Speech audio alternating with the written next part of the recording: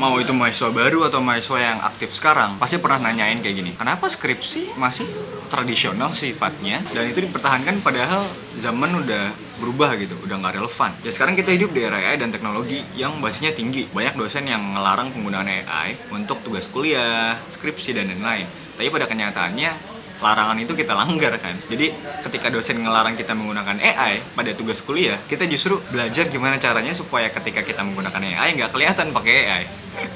Jadi ketika itu dilarang justru memacu kreativitas dalam menggunakan teknologi. Alih-alih fokus hanya menulis tugas kuliah atau skripsi, pemerintah justru mendorong tugas akhir yang lebih variatif dan relevan harusnya. Dan pada kenyataannya, Permendikbudristek nomor 53 garing 2023 menegaskan bahwa tugas akhir program sarjana dapat berupa skripsi, prototype, project, atau bentuk tugas akhir lainnya. Ini artinya apa? Artinya kampus bisa aja ngasih keleluasan mahasiswa untuk memilih format terbaik untuk mencapai kompetensi lulusan yang dibutuhin dunia kerja.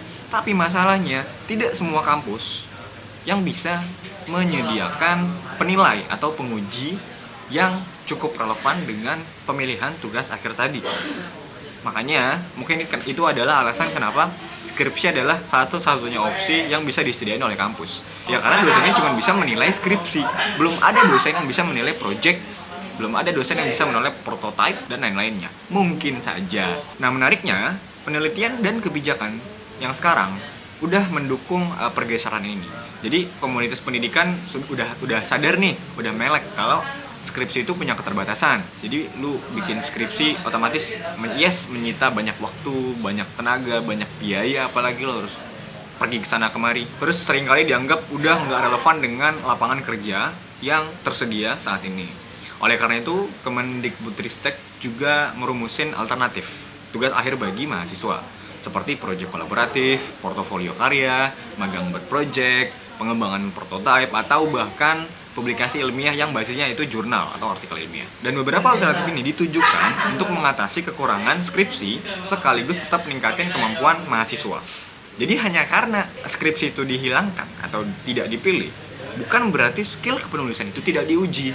Ya bayangin aja ketika lu mau bikin prototype gitu, mengembangkan prototype, otomatis kan ada draftnya, ada naskahnya, ada strateginya, dan itu membutuhkan kemampuan menulis yang strategis, komprehensif, sistematis gitu. Jadi jangan salah kaprah ketika skripsi itu diganti, bukan berarti lu nggak diuji untuk menulis, tapi justru lu diuji untuk menulis dan diuji untuk mengaplikasikan tulisan itu menjadi sebuah kenyataan gitu. Yang pertama soal proyek kolaboratif.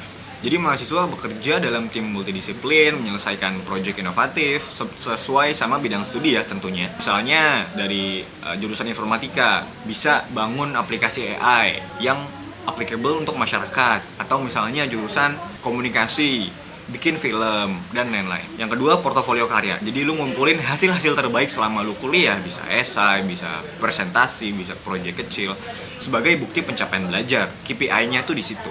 Yang ketiga, magang berbasis project. Jadi skripsi diganti, jadi mengganti skripsi dengan pengalaman magang yang cukup praktis, tentu berskala besar. Jadi mahasiswa mengerjakan proyek nyata di industri yang relevan dengan jurusannya, yang otomatis ini lebih mendapatkan insight dan jaringan yang cukup profesional. Kemudian soal prototype produk. Ini bikin prototype teknis atau kreatif, misalnya prototype kendaraan otomotif atau aplikasi sesuai jurusan. Jadi lu bisa ngusulin pendanaan industri untuk mewujudkan prototype ini. Itu kan belajar soal sponsorship juga, belajar soal negosiasi, dan itu lebih applicable di dunia kerja. Yang terakhir soal publikasi ilmiah. Jadi lu nulis artikel jurnal atau makalah konferensi sebagai tugas akhir. Ya ini mendorong mahasiswa berkontribusi pada pengetahuan ilmiah sekaligus melatih menulis akademik. Ini mungkin yang satu-satunya menjadi pilihan ketika skripsi itu dihilangkan. Kenapa ya? Karena sama-sama nulis. Nah, mengapa pergeseran ke tugas akhir ini penting banget? Jadi penerapan Project Based Learning atau PBL di pendidikan tinggi terbukti meningkatkan keterampilan abad karang mahasiswa.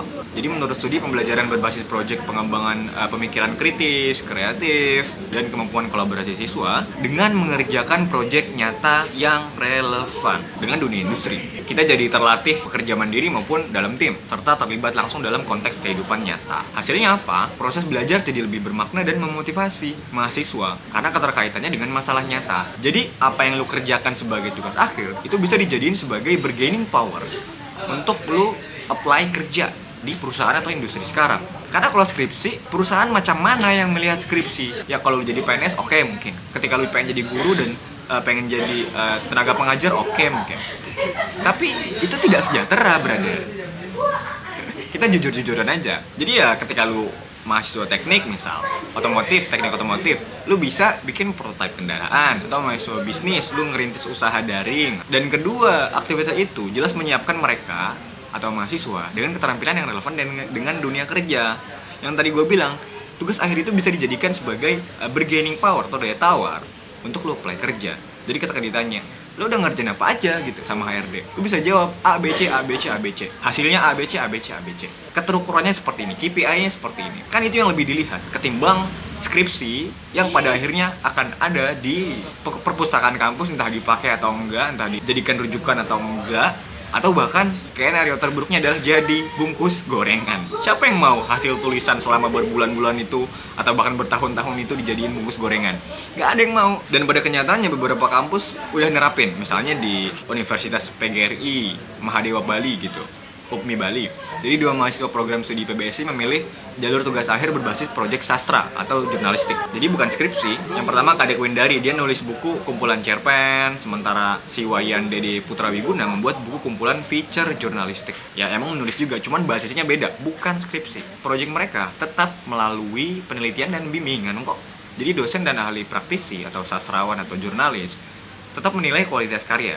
Jadi yang tadi gue bilang, mungkin kemungkinan kenapa skripsi ini di beberapa kampus negeri utamanya itu masih ada atau menolak untuk dialihkan ke proyek akhir lain, itu karena memang belum ada dosen atau praktisi di kampus tersebut yang bisa atau yang punya kualifikasi untuk menilai proyek nyata itu. Kayak contoh sederhana gini, ketika tugas akhir mau dijadikan sebagai film, otomatis standar film itu harus dinaikkan sebagai tugas akhir. Itu pertama. Kedua, ada dosen atau ada praktisi di kampus itu yang bisa menilai kualitas dari film tadi.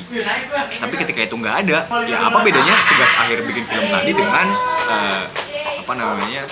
tugas biasa atau UTS UAS di jurusan gitu. Jadi itulah alasan mungkin ya kenapa skripsi itu masih tetap menjadi pilihan utama tugas akhir kuliah. Nah, kita balik lagi ya soal pembahasan 2 mahasiswa tadi. Jadi kedua mahasiswa tadi itu lulus bukan hanya sebagai calon guru yang kompeten, tetapi juga pembuat karya kreatif nyata, yaitu ya buku terbit. Jadi secara kemampuan untuk mengajar ada, secara portofolio project juga ada gitu. Nah, kasus ini menunjukkan bagaimana tugas akhir berbasis project bisa menghasilkan portofolio yang konkret dan keterampilan tambahan di luar kemampuan menulis aja, yaitu ya skripsi konvensional. Sebaliknya, skripsi tradisional sering dikritik memiliki relevansi rendah dengan kebutuhan industri. Banyak lulusan yang mahir sebenarnya jago nulis skripsi panjang, gak otomatis lulus sebagai tenaga kerja siap pakai. Kenapa ya? Karena dunia kerja lebih membutuhkan skill praktis, problem solving, inovasi, dan keahlian khusus. Hard skill soal skill digital apalagi. Dengan tugas akhir berbasis project, mahasiswa dapat memadukan teori dan project, kemudian menghasilkan sesuatu yang bisa langsung dipakai untuk ditujukan ke calon pemberi kerja. Yang tadi gue mention soal tugas akhir adalah tugas akhir akan menjadi bargaining power ketika lu apply kerja. Jadi secara ringkas, data riset dan kebijakan terbaru memperlihatkan tren pendidikan tinggi menuju. Jadi secara ringkas, data riset dan kebijakan terbaru memperlihatkan tren pendidikan tinggi menuju fleksibilitas tugas akhir. Harusnya kampus ngikutin itu, terutama kampus negeri. Jadi alih-alih lu nagih skripsi konvensional sebagai satu-satunya syarat lulus kuliah, ya harusnya mahasiswa memiliki banyak opsi proyek kreatif sesuai jurusannya. Nah, pendekatan ini selaras dengan tuntutan dunia kerja modern yang mengutamakan keterampilan kolaborasi, adaptasi, dan hasil nyata. Jadi mereka butuh bargaining power yang lebih tinggi dari sekadar skripsi. Sistem kurikulum pun harus mengikuti perubahan zaman. Jadi tugas akhir berbasis proyek atau inovasi lebih relevan dengan perkembangan teknologi dan kebutuhan industri masa depan. Jadi ya ketika lu punya kesempatan untuk memilih tugas akhir, manfaatin aja, lu ganti, jangan skripsi, supaya lu punya bargaining power, lu bisa ngembangin project, bisnis, atau karya visual yang sesuai sama keahlian di jurusan lu. Karena itu lebih aplikatif untuk karir nanti daripada hanya numpuk halaman skripsi.